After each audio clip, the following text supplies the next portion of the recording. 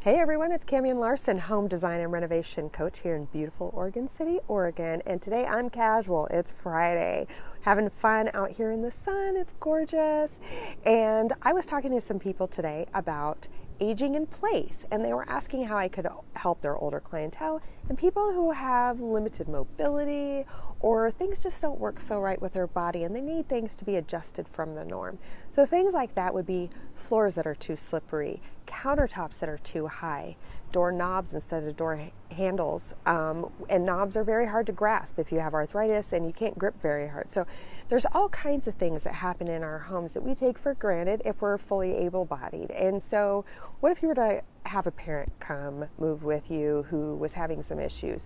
Wouldn't you want them to be comfortable? So what would we need to do to your home to make it comfortable for them too?